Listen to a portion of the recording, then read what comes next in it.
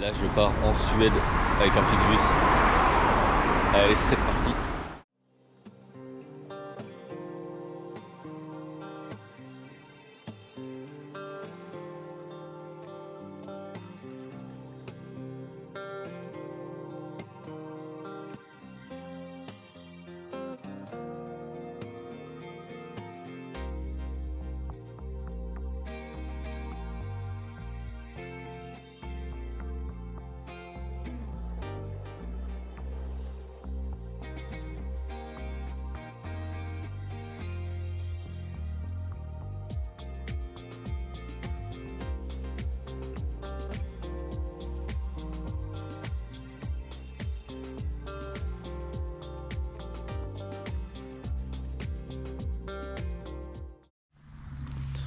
Donc là je suis à un stand un spot, je suis à un spot de saut en parachute. La personne qui m'a pris en autostop en fait se rendait là. J'avais pas vraiment de plan, j'avais pas vraiment d'endroit où je devais aller aujourd'hui, donc je suis sur la route entre Göteborg et Stockholm et j'ai le temps, j'ai pris 2-3 jours pour faire ça. Donc je lui ai juste dit bah écoute moi je sais pas où je vais et il m'a amené avec lui au spot de saut en parachute, donc trop cool. Tell me your name man. Luca. Your name. Yeah, my name is Arvid. Arvid. Arvid. With Arvid to do skydiving. Yeah? I'm gonna go skydiving. My third jump.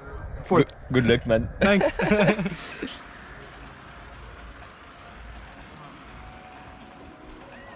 Il vient de m'arriver un truc trop gaulerie. Là, moi, j'étais en train de manger tranquille. J'étais en train de finir de manger. Ma tante, elle est là-bas, cachée dans un petit coin tranquille. Là, il y a un terrain de foot. Et il y a 2 voitures qui sont arrivées juste là, qui se sont garées. C'était une descente. Et il y a 10 personnes qui sont sorties des voitures. Et ils sont venus me voir. Enfin, ils ont marché un peu. Ils ont marché un peu vers ma tante. Et j'ai vu qu'ils me regardaient en même temps. Je fais is there a problem? Je demande s'il y a un problème. Et ils me disent bah qu'est-ce que tu fais là? Oui, je dis c'est ma tante. Et ils me disent un mot en anglais que je comprends pas. Je comprends pas ce que ce mot-là veut dire. Il me dit on pensait que tu voulais casser la vitre, rentrer, etc. Mais non. Je fais attendez, on se calme là, on se calme tout de suite. Et je leur explique que je voyage, que je fais de l'autostop, qu'on m'a déposé dans le village là, que je cherche un endroit pour dormir, que j'ai demandé un peu à des voisins là-bas. C'est eux qui m'ont un peu envoyé vers là, tranquille. Et du coup, je les ai sentis un peu décontenancés. Mais en fait, je me doutais bien qu'il y avait un truc bizarre parce que depuis 1 heure, il y avait une voiture qui était garée sur le parking là. Elle a allumé le moteur, après elle est venue là, après elle l'a coupé, elle est restée là 20 minutes. Après elle a pris le chemin, et elle est se garer là-bas de l'autre côté du stade. Et puis après, il y a une autre voiture qui est arrivée. Donc moi je me disais quand même c'était un peu bizarre ce manège là. Et finalement les 2 voitures sont arrivées là en gang. Ils sont sortis en bande. Ouais, c'était marrant.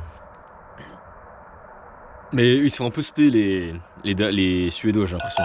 Ils sont un peu genre ça c'est vachement bizarre. Au lieu de venir me demander depuis le début qu'est-ce que je faisais là, d'avoir ramené toute la clique du village, c'est bizarre.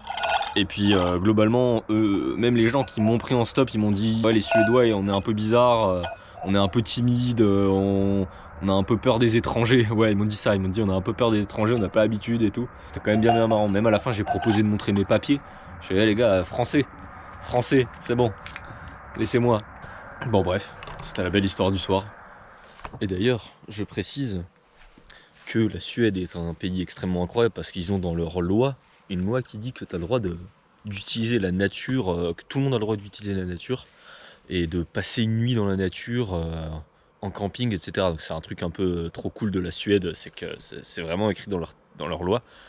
Donc j'aurais dû leur dire, je suis dans mon droit, madame, je suis dans mon droit, appelez la police. Call the police. Je suis dans mes droits, je connais mes droits en Suède.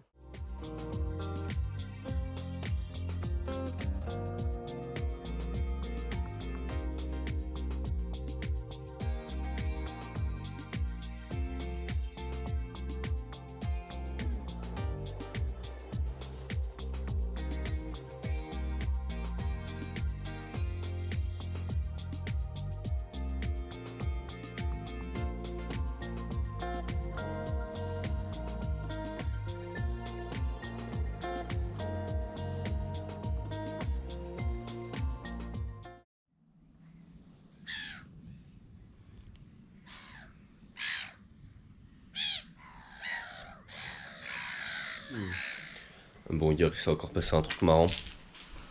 Ma tante, elle était là. Je t'ai décalé.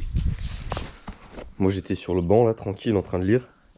Et il y a plein d'oiseaux qui commencent à arriver là. Plein. Au début je capte pas trop, je me dis bon, ils font leur vie. Puis il y en a de plus en plus, et ils commencent à faire de plus en plus de bruit. Là je me dis c'est bizarre. Du coup je me dis bon, je vais rentrer dans ma tente, ça se trouve j'ai commencé à comprendre que c'est peut-être moi le problème. J'ai l'impression qu'ils voulaient me chasser. Et du coup je rentre dans ma tente. Vite fait je contacte mon pote Rémi, dont le métier est de recenser les animaux. Merci Rémi. Et je lui dis qu'est-ce qui se passe là? Il me dit ouais c'est des mouettes rieuses. T'es sûrement à proximité de leur nid. Et du coup ouais elles ont fait tout ce bruit là pour que tu bouges.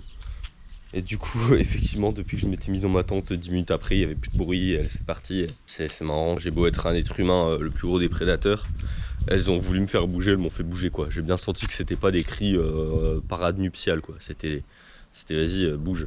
Décidément les soirées sont mouvementées ici en Suède.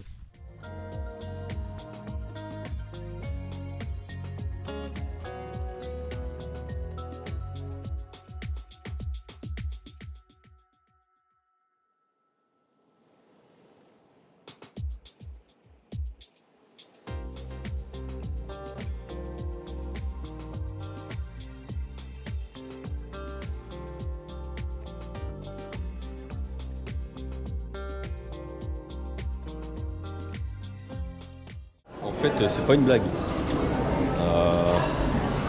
Ikea. Les gens ils mangent vraiment chez Ikea en fait. Les gens ils sont des kiffs.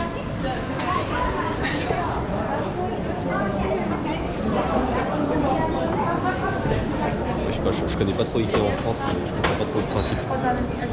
Tu vends des meubles ou tu fais un food truck? Je comprends pas. Est-ce qu'on est bon en fait ça?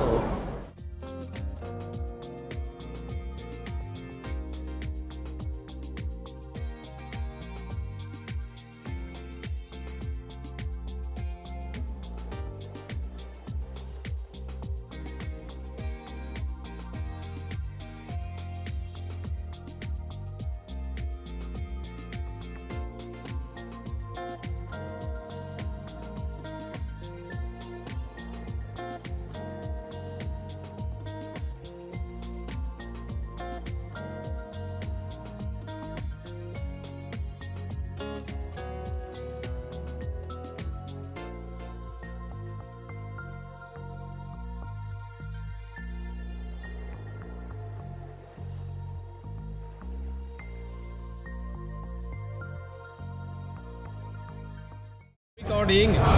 Say me something, man. It's been nice meeting you.